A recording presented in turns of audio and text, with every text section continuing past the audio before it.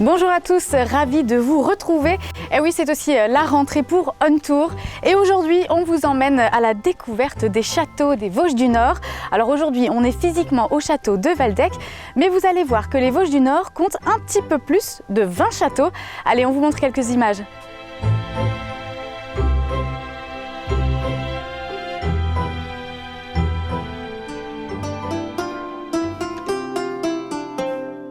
Ils font partie du paysage des Vosges du Nord et semblent se fondre dans les rochers. 24 châteaux forts coiffent les pitons rocheux escarpés de la région. Ils font partie d'un ensemble de quelques 500 châteaux répartis entre l'Alsace et le Palatinat. Construits entre le début du XIIe siècle et le milieu du XIVe siècle, ces châteaux utilisent les pitons rocheux, si caractéristiques des Vosges du Nord. Logeant certaines pièces dans des cavités naturelles, se servant du relief pour imaginer les contours du logis, sculptant le rocher pour y établir des escaliers. Rocher et château ne semblent souvent faire qu'un.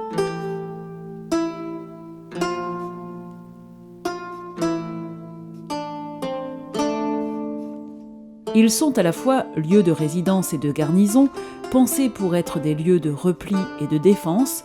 On y a fait la guerre, et certains d'entre eux ont été le repère de chevaliers brigands. C'est l'évolution des armes et des techniques guerrières qui ont eu raison de ces forteresses. Ne protégeant plus efficacement ses habitants, les châteaux sont progressivement abandonnés à partir du milieu du XVe siècle.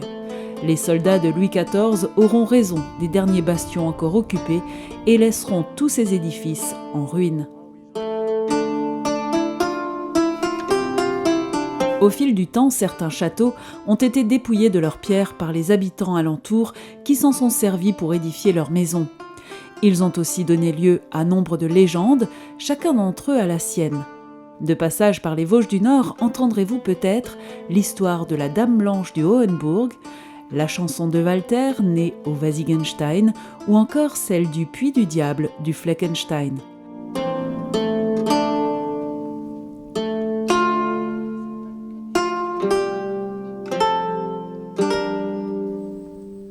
Et puis la nature a repris plus ou moins ses droits. Les châteaux en ruine sont le paradis d'une flore et d'une faune typiques de la région.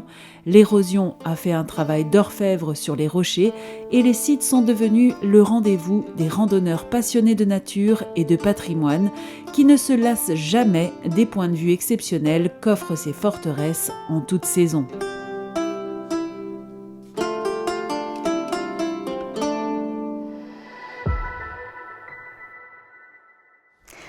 François Fazel, vous êtes un amoureux du patrimoine du Pays de Bitche, vous êtes aussi le chevalier du jour. D'abord, expliquez-moi pourquoi est-ce qu'il y a autant de châteaux sur le secteur ? Pourquoi il y a autant de châteaux ? C'est tout simple, nous sommes là sur une région frontalière. Oui. C'est-à-dire à quelques kilomètres d'ici, vous avez l'Allemagne et la France. Or, quand on connaît l'histoire de France, on sait très bien que l'histoire est faite de guerre. Qui dit guerre dit défense. Ah bah oui, forcément. Donc à partir de ce moment-là, des deux côtés de la frontière, les seigneurs ont construit des châteaux. Voilà. Ce qui est logique. C'est une des raisons, et la deuxième raison, c'est que d'une région à une autre, il y avait des routes commerciales, comme aujourd'hui. Et donc il fallait aussi protéger les commerçants qui venaient de Pirmasens et qui allaient sur Strasbourg. Et c'était aussi le rôle de ces châteaux. Alors là, aujourd'hui, on est sur le site du Waldeck. On voit d'ailleurs très bien la tour derrière nous. C'est quoi l'histoire de ce château ? Il appartient à qui ? Bon, l'histoire des châteaux, vous voyez, les historiens, ces châteaux ont 700 ans. Donc, là aussi, les historiens, certains disent que ce château a été construit en 1278, d'autres historiens le placent plutôt en 1298. Ah, ils ne sont pas d'accord. Les uns disent que ce sont les seigneurs de Lichtenberg qui l'ont construit, d'autres les ducs de Lorraine. Je pense que les historiens ont sans doute raison. Je dirais que ces châteaux et l'ensemble des châteaux ont été construits à la fin du XIIIe siècle. Et aujourd'hui, il appartient à qui ce château alors ? Alors aujourd'hui, ce château appartient au domaine, à l'État. D'accord. Voilà. D'accord. Alors les différents châteaux des Vosges du Nord ont été fermés pendant à peu près 10 ans. D'abord pourquoi ? Expliquez-nous. Bon, c'est vrai que les châteaux du Waldeck, Falkenstein, Ramstein et Grandamsburg, qui sont les 4 châteaux principaux du pays du Beach, ont été fermés à partir de 1999. Il faut dire qu'il n'y avait plus aucune sécurisation. Après la tempête alors? Après la tempête, et c'était très dangereux, surtout pour des couples avec des enfants. Les chutes étaient inévitables. Donc à ce moment-là, l'ONF, l'État, a préféré les fermer. D'accord. Et aujourd'hui, pourquoi c'est important de préserver ce patrimoine? On voit que tout est sécurisé. C'est quoi l'objectif? Alors, l'objectif de la réouverture de ces châteaux, c'est que nous sommes au pays du Beach. Or, quand on parle du pays du Beach, on nous parle de tourisme. Ouais. Alors, je pense que le tourisme ne se résume pas à une citadelle et un Simsarov. Le pays du Beach a 3000 ans d'histoire, dans le Moyen-Âge.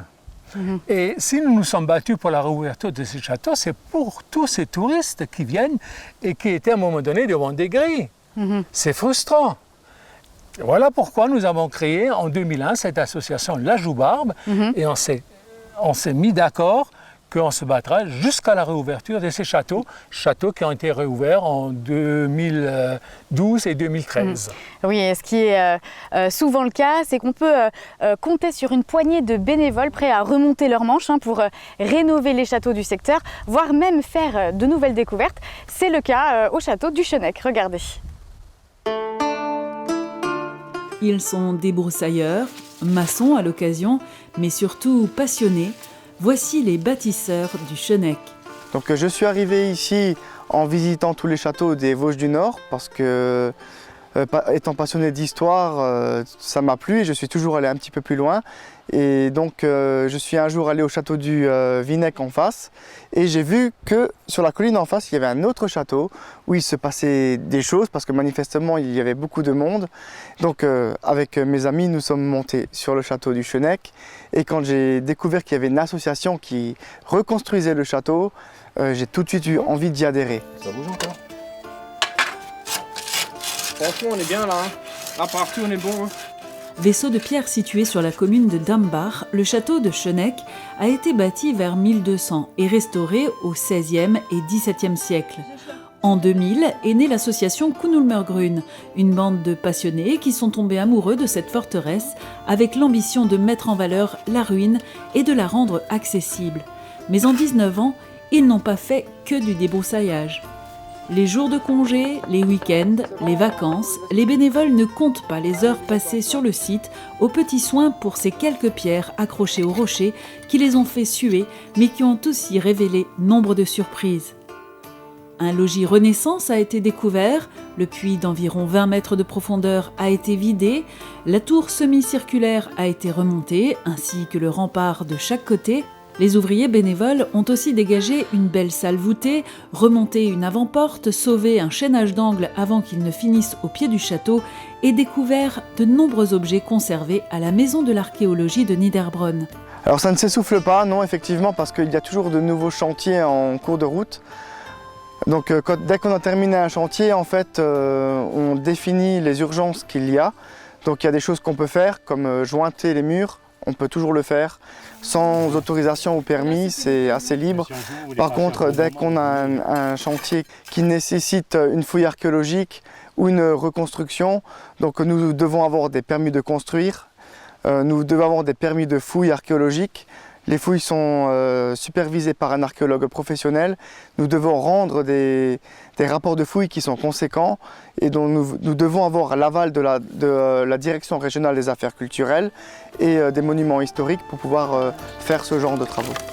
Le travail est dur, parfois ingrat, mais la récompense, c'est une belle et grande famille qui se retrouve autour d'un projet d'envergure qui n'aura jamais de fin.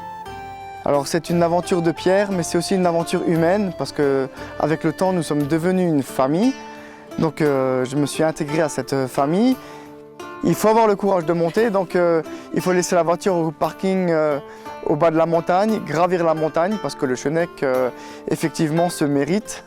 Il faut monter jusqu'en haut pour pouvoir profiter des lieux et des explications de tous les bénévoles qui sont là toute l'année pour les touristes. Il faut savoir que nous, on est là pour eux. C'est-à-dire que nous sécurisons aussi les lieux pour que vous puissiez vivre votre visite en toute quiétude et que cela dure sur plusieurs générations.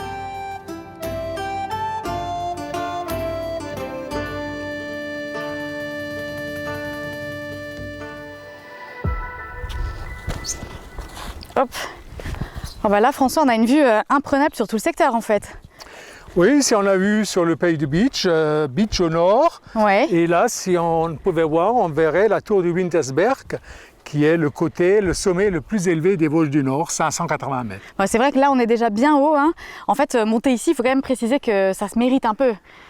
Ben, toutes les montées se méritent, mais Ouais. effectivement, Celle-ci, lorsqu'on est en haut, il y a la satisfaction d'être en haut. Hein. Oui, c'est vrai. Bon, allez, on va poursuivre pour aller voir la vue dans son intégralité. Voilà, c'est vraiment magnifique, hein. Qu'est-ce que ça vous fait, vous, François, d'être face à cette vue? Ben, je suis toujours heureux quand je monte au château de voir ces belles vues, de voir les forêts. Et je suis aussi toujours très heureux de pouvoir amener des personnes sur ce lieu privilégié où on est bien. C'est vrai, effectivement. Vous êtes bien. Tout à fait. Bien. Alors, je suis heureux. Et puis si on a pu retracer l'histoire des châteaux du secteur, c'est grâce notamment à la maison de l'archéologie de Niederbronn. On y trouve d'ailleurs quelques résultats de fouilles, regardez. La maison de l'archéologie de Niederbronn est le lieu incontournable pour en savoir plus sur l'histoire du nord de l'Alsace. Si sa vocation première et sa notoriété a été faite sur les résultats de fouilles de sites gallo-romains et préhistoriques, il est aussi le meilleur endroit pour découvrir les châteaux des Vosges du Nord. Ici, on vous explique la vie des habitants de ces châteaux forts bien singuliers. Comment étaient-ils alimentés en eau? Comment étaient-ils chauffés? Comment étaient-ils défendus? Des fouilles anciennes réalisées dans les châteaux alentours et en particulier au Hohenfels permettent d'appréhender le quotidien des gens du Moyen-Âge. Mais le livre reste ouvert. Ces vaisseaux de pierre voguant au-dessus de nos forêts n'ont pas encore livré tous leurs secrets. Aujourd'hui, le musée accueille chaque nouvelle découverte faite au château du Schöneck. Il est aussi le conservateur d'éléments architecturaux précieux que l'on a choisi de démonter pour les préserver de l'érosion.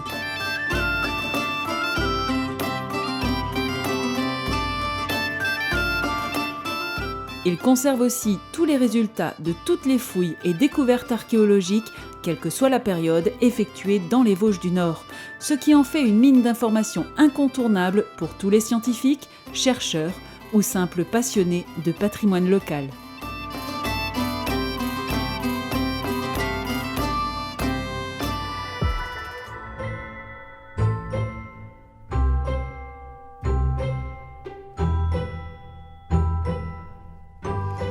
Alors là, François, on termine notre visite. Là, c'est plus facile en descendant, hein. On va où maintenant? Je vais te ramener à l'autre bout du château où tu verras une très belle falaise et il y aura une autre surprise qui va t'attendre là-bas. Voilà. Oh, c'est parti. Alors, allons-y.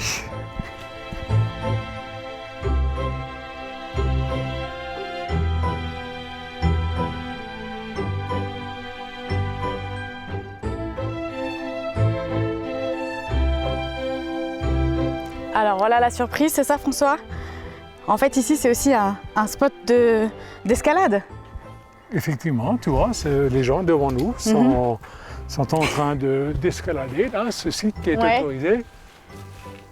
Et alors, il faut préciser aussi qu'ici, tous les sentiers aux alentours des châteaux sont balisés par le club vosgien, ce qui est très pratique. Oui, c'est le club vosgien du Beach ou de Lemberg ou de Bérenthal. Il y a une multitude de clubs vosgiens ou même de Niederbronn. Hein. C'est vrai qu'ils font un travail remarquable. Ah oui, complètement. Et puis on précise aussi que toutes les informations pour venir visiter les châteaux sont disponibles sur www.châteaufortalsace.com. Bon, le prochain château, il est à combien de kilomètres à peu près? Oh, environ 5-6 km, c'est le Falkenstein. On y va? C'est On parti? y va? Allez, parti. on y va. Allez, on y va.